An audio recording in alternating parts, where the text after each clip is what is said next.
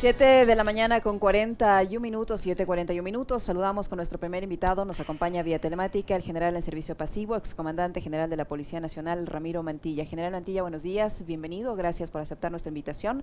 Le saludamos a Alexis Moncayo, quien le habla, Licenia Espinel. ¿Se puede decir, primero, cómo evalúa usted toda esta serie de operativos que se han realizado durante los últimos días para, entre comillas, retomar el control, al menos en la penitenciaría del Litoral? ¿Son acertados, son los adecuados? ¿Se debieron hacer antes? ¿No era posible hacerlo antes? ¿Cuál es el criterio que usted tiene respecto a estos operativos? Y sobre todo, si esto va a ser un control temporal o un control definitivo de este centro de detención. Buenos días, bienvenido. Buenos días, un saludo cordial a todos los que nos miran y nos escuchan.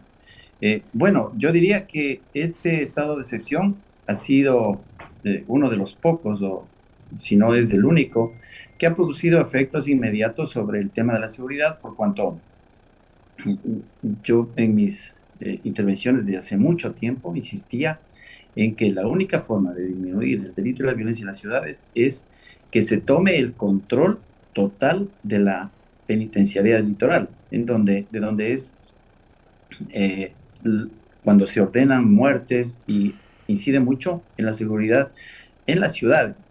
Y en este estado de excepción realmente ha habido una toma parcial, como bien lo dice usted, o posiblemente de 2 o 3 pabellones, pero me parece que son 11. Eh, y aquí sí es necesario e importante que la Policía Nacional y Fuerzas Armadas no salgan de la penitenciaría, que controlen, que rompan todas esas mafias internas y ese control que existe de los jefes de estas organizaciones. Y es más, el SNAI debe pensar en una nueva reclasificación de los PPLs, ya no como estaban, les dieron pabellones por bandas. Entonces, eso fue un error terrible y eso hay que subsanar e implementar un nuevo modelo de gestión penitenciaria en donde se ponga como prioridad la rehabilitación social. Si no se mejora el sistema de rehabilitación social que tiene nuestro país, seguirá habiendo violencia en las calles. Y eso es real. ¿Cómo está, general? Un gusto saludarle y poder conversar con usted. Buenos días. Una Buen cosa día, que, Alexis. una cosa que a mí me preocupa y es, digamos, hemos seguido viendo en redes sociales colgados videos de amenazas y advertencias de grupos delincuenciales, pandillas armadas, al Estado directamente, ¿no? La amenaza y la advertencia. Esto que pasó durante este feriado parecería que es una toma de control o una recuperación del control temporal.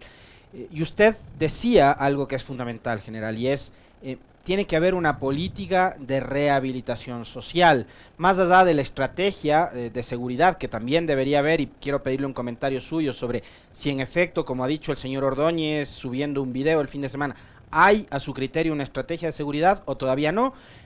¿Hacia dónde debería apuntar ese proceso de rehabilitación social en todas las cárceles del país? Mire, el tema de rehabilitación social tiene una falencia importantísima que es la falta de trabajo, ¿no? El trabajo es la principal actividad de rehabilitación. En todos los sistemas penitenciarios del mundo se le toma al trabajo como la principal herramienta para reeducar, inclusive para generar una economía que le permita al privado de la libertad también solucionar o solventar ciertos gastos. Entonces, los sistemas de rehabilitación social o el sistema en general tiene que ser autosustentable. Aproximadamente tenemos como de 30 a 35 mil personas privadas de la libertad que no están produciendo nada. El Estado se hace cargo de toda su manutención. Entonces, es importante romper esquemas y generar un sistema de oficios y también, mires, todo se puede hacer con una buena gestión, tiene que ser un buen administrador para que empiece a haber oportunidades y también a los PPLs, ¿no? Entonces, en lugar de construir nuevas prisiones, lo que se debe construir son talleres. Atrás de la penitenciaría hay un terreno extenso en donde se pueden construir talleres de diferentes oficios y mantenerlos ocupados. Si usted pone a delincuentes que han hecho del delito su forma habitual de vida, los pone juntos, sin control. Están pensando día a día en cómo hacer daño y en cómo generar economía ilegal. Entonces, es el momento adecuado de tomar el control. Ahora, en su segunda pregunta sobre si es que existe una planificación, pueda que exista en el papel, pero lo importante es de que se socialice. O sea, los ecuatorianos debemos conocer en líneas generales cuál es el plan, hacia dónde vamos. Y eso no está pasando. Entonces, si únicamente conocen los funcionarios de gobierno y los ciudadanos no conocemos o no conocen las diferentes instituciones que conforman el sistema de seguridad pública, yo decía en una reunión el 1 de noviembre, en una entrevista en un medio de comunicación, que se debe convocar al COSEPE, pero se convoca al COSEPE solo con un afán de información y no de compromiso. O sea, el COSEPE debe generar política pública y debe generar requerimientos a los organismos de inteligencia. Entonces, esta tregua que han dado estos grupos, para mí también es preocupante, puede que se estén preparando para nuevos ataques. Y ahí viene el rol de la inteligencia estratégica, que no está funcionando. He sido muy crítico yo con el tema de inteligencia estratégica, no con el afán de criticar malamente, sino para que se mejore. ¿Qué está pasando con el CIES? El CIES debe generar inteligencia estratégica para una prevención anticipada, o sea, una proactividad de los organismos de seguridad del Estado. Entonces, eso es lo preocupante, y que algo tiene que hacerse. Se tiene que trabajar mucho en el tema de inteligencia penitenciaria. Los únicos que tuvieron inteligencia fueron estas organizaciones delictivas, porque sabían de antemano que iban a ser trasladados sus jefes a otros centros. Pero las instituciones públicas nunca tuvieron la inteligencia para prevenir o conocer de antemano que iban a haber ataques a unidades de policía comunitaria, que iba a haber policías muertos, ¿no? Porque eso fue la consigna que tuvieron ellos. Y también una especie de solidaridad entre algunas prisiones. Entonces, hay mucho que hacer, pero sin embargo, lo que yo no veo es un enfoque integral. Solo se apunta a los operativos mano dura entre policía y Fuerzas Armadas, que eso es necesario para contener la ola criminal, pero también el enfoque integral, en donde toda la estructura del Estado va a quitar la base social que tienen estas organizaciones delictivas en los barrios pobres, en los barrios excluidos. Es decir, se necesita otro tipo de estrategias, que es la estrategia social y la estrategia comunitaria. Hay mucho por hacer. Hay mucho por hacer. General, usted mencionaba que al parecer los que tenían la información de primera mano eran los jefes de las bandas que sabían que sus integrantes iban a ser trasladados. ¿Hasta qué punto esta tregua que usted dice va a durar, tomando en cuenta que podrían reorganizarse en el lugar donde han sido instalados? Y le pregunto esto también porque, no sé, se mostraron imágenes medio propagandísticas en el sentido de que hubo un exitoso operativo mostrando una cantidad de armamento y de municiones impresionante. Y yo me pregunto, ¿esto es un error de comunicación? ¿Es un operativo en el que uno puede creer que en verdad ocurrió?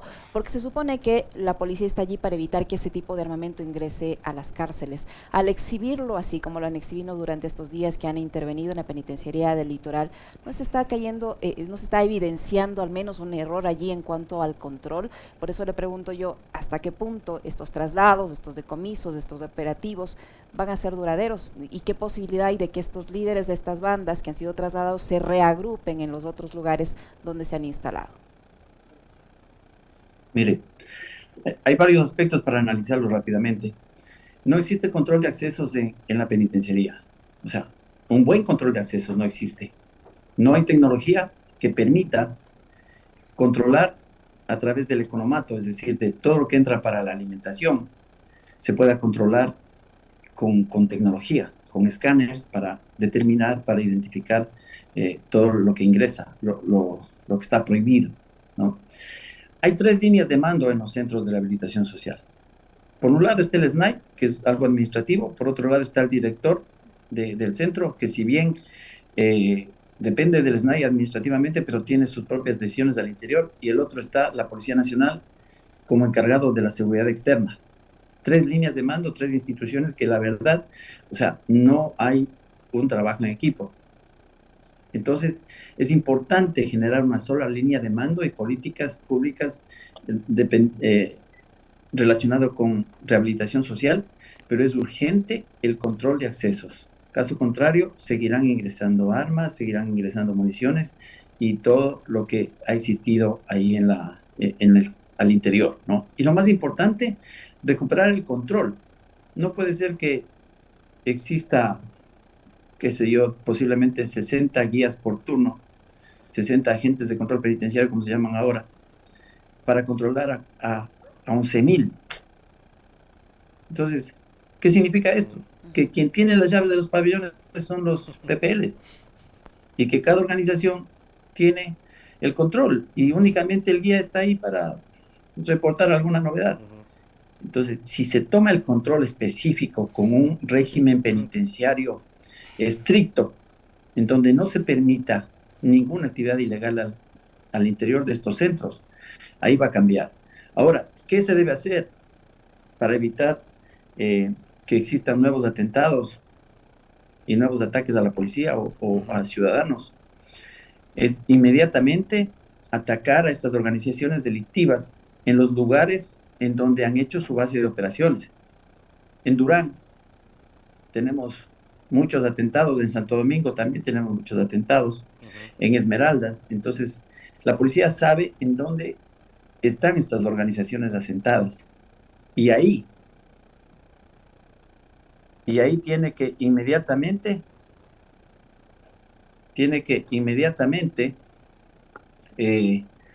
hacer los operativos con personal especializado y desarticular estas organizaciones. Pero hay otro elemento que están dejando de lado, que es la falta de coordinación entre policía y fiscalía. Se deben armar los casos para una persecución penal inteligente en contra de todos estos integrantes de las organizaciones.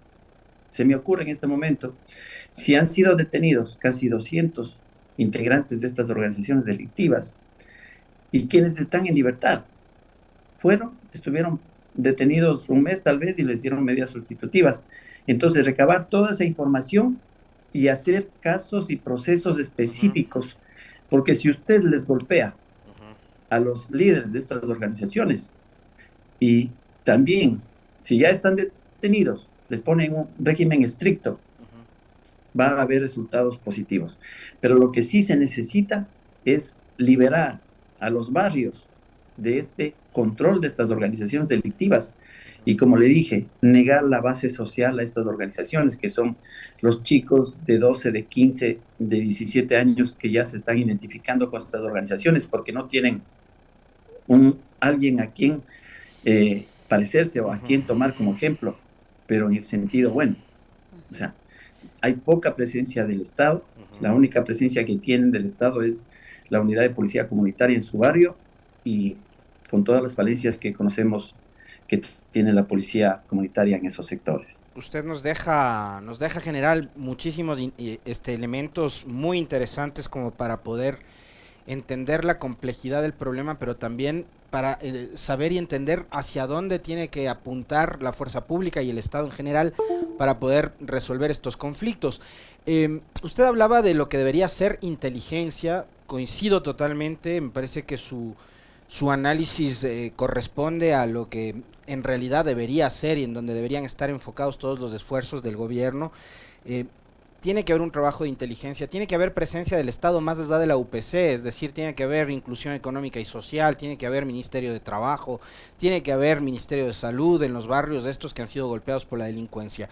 Pero hay una cosa fundamental, general, en medio de todo esto, y es, yo pasaba hace un momento imágenes de cómo están, por ejemplo, las unidades de policía comunitaria, instalaciones totalmente abandonadas, que ni siquiera han sido dadas mantenimiento en su estructura. O sea, no me quiero imaginar en las condiciones en las que están trabajando actualmente los policías. Y usted también me va a decir, vea, he tenido la oportunidad de conversar con policías que están todavía en servicio activo y que están preocupados por lo que está pasando. Hay amenazas, hay denuncias de que se está pagando por cada policía asesinado, tienen miedo de salir a trabajar, no están con los equipos necesarios como para poder enfrentar esta situación. Quiero pedirle un comentario suyo sobre eso, general, las condiciones en las que está trabajando actualmente la policía y algo adicional que se ha conocido en las últimas horas, una vez que ha sido presentada la Proforma 2023, reducción de $6 millones en el presupuesto de la policía. ¿En qué condiciones así va a poder enfrentar la policía todo este escenario el próximo año? Mire, es lamentable lo que está sucediendo, ¿no? Como todos somos testigos del estado en que están las unidades de policía comunitaria. Inclusive, yo no estoy de acuerdo con algunas acciones aisladas que están haciendo algunos, perdón, algunos policías de poner sacos de yute con tierra. Así es. O con arena en las UPC, o poner vallas. Imagínense si así se protege la UPC y las casas de los ciudadanos y los ciudadanos. Entonces es un pésimo mensaje para todos los ciudadanos. O sea, dice, mire cómo se protege la UPC y cómo, o sea, y nosotros cómo estamos protegidos. Pero eso es falta de decisión y como no ha habido inversión importante en la policía desde hace muchos años, ¿no?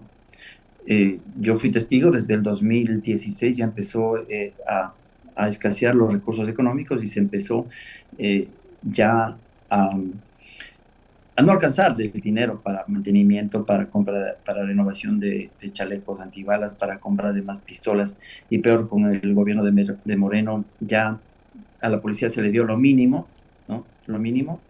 Y este gobierno todavía no ha empezado a invertir realmente en la Policía Nacional. Entonces, es urgente declarar en estado de emergencia a la Policía Nacional para que puedan realizar los procesos de contratación. Se necesita vehículos tácticos porque no se puede patrullar en los mismos patrulleros dañados, pero un vehículo táctico que le dé protección, un vehículo blindado de esos pequeños para patrullaje urbano, porque hay que proteger a nuestros policías. Necesitan chalecos antibalas, necesitan armas largas para poder hacer frente al poder de fuego que tienen estas organizaciones delictivas. O sea, no se le puede mandar a un policía a trabajar en esas condiciones de desventaja. Entonces, si no se invierte en la Policía Nacional, no tendremos resultados inmediatos. Los policías tienen temor, al menos los que están en estos sectores amagados por estas organizaciones, tienen temor de hacer su servicio en una unidad de policía comunitaria. Y lo que se debe hacer inmediato, y sí se puede, que no necesita recursos, en todos esos lugares reemplazar al personal de policía comunitaria y ponerle personal del GOE, del GEMA, personal que está capacitado y tiene el equipo y el armamento necesario para hacer frente a estos ataques. Y lo que es más, se puede atacar, o sea, primero atacar la policía, Fuerzas Armadas, a estas organizaciones, como ya manifesté, en los lugares en donde tienen su base de operaciones y en donde viven. Ahí hay que atacarlos y desarticularlos. Una vez desestabilizados, ya entrar con todo lo que usted decía, con toda la estructura del Estado, el MIES, la Dirección de Educación, Salud, todas las otras, los municipios. El municipio tiene mucho que hacer en el tema de seguridad, en la reconstrucción del tejido social. Entonces, hay mucho que hacer, es un enfoque integral, que estamos en el primer paso y que hace falta por hacer muchísimo. Para finalizar, General Mantilla, en honor al tiempo, le pido una respuesta rápida. ¿Se puede reducir esta situación de violencia que estamos viviendo y que no se ha frenado pese al estado de excepción, aunque se haya disminuido, no se ha frenado? Tal es así que esta mañana hubo un nuevo ataque a una UPC en la ciudad de Guayaquil. Pero ¿se puede reducir esta situación de violencia a lo que dice el presidente de la República, que hay narcopolíticos que actúan como los padrinos de las mafias del narcotráfico, cuyo propósito será o sería desestabilizar la democracia y volver al poder? Mire, todo se puede hacer cuando hay liderazgo y poder de decisión. O si no, miremos a El Salvador. a El Salvador, al país y al presidente. Entonces, si hay una política de liderazgo, una política de cero tolerancia a estas organizaciones delictivas, hay que tomar riesgos, pues, y hay que tomar decisiones porque así se pasa la historia, tomando decisiones y asumiendo riesgos. Pero si no hay la voluntad de hacerlo, yo pienso que el país no mejorará la seguridad. Muchísimas gracias, general. Muy amable por habernos acompañado. Siempre un gusto conversar con usted. Gracias. Gracias, general. Un abrazo. Muy gentil. Gracias, hasta luego. Hasta luego, muy amable. El general de servicio pasivo, Ramiro Mantilla, excomandante general de la policía, que nos ha dejado muchas cosas para continuar analizando, Alexis. Siempre ha sido las dos últimas oportunidades, esta y la anterior. Créeme que conversar con el general Mantilla nos deja muchas cosas como para reflexionar, para pensar, porque es un profesional que conoce la institución por dentro, pero que también no es ajeno a la realidad nacional. Y sabes una cosa que a mí me deja de las conversaciones con el general Mantilla, no se deja arrastrar por el sesgo, la carga política. Yo hace un momento en el comentario decía que uno de los problemas, gravísimos problemas que enfrenta la Policía Nacional, la Fuerza Pública en general, es cómo se ha politizado. Prácticamente se han partidizado las instituciones de la fuerza pública. Lamentablemente sí.